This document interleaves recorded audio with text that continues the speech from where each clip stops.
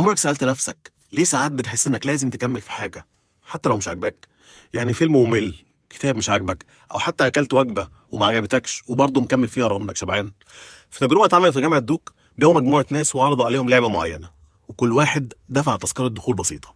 بعض الناس حسوا ان اللعبة دي مملة جدا وخسروا كتير، ومع ذلك فضلوا مكملين. ليه فضلوا مكملين؟ لانهم حسوا ان هم دافعين، فحرام يسيبوا الفلوس دي تروح عليهم. ده اسمه سانك كوست فالسي او وهم التكلفة الغارقة. بمعنى دماغك بترفض تسيب حاجة هي اوريدي بدأت فيها عشان ما تحسش انها خسرت، حتى لو كان الاستمرار ده خسارته اكبر من الدفع قبل كده. وعشان كده هتلاقي امثله كبيره جدا حوالينا. باقات الجيم بتبقى باشتراك شهري وخصم كبير جدا على السنوي، وهم عارفين كويس جدا انك مش هتروح، بس المهم تدفع. الابس يخلوك تختار اشتراك سنوي ارخص من الشهري، فتقول حرام اضيع الخصم وتدفع حتى لو مش هتستخدمه. شركات كتيره جدا بتصرف ملايين على حملات ومشاريع فاشله ومكمله فيها، بس عشان يقولوا ان هم ما ضيعوش اللي صرفوه قبل كده، مع ان الخساره بتكبر اكتر بكتير. الخلاصه ان الفلوس اللي دفعتها خلاص راحت.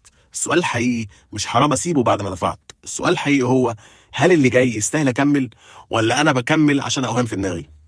سلام.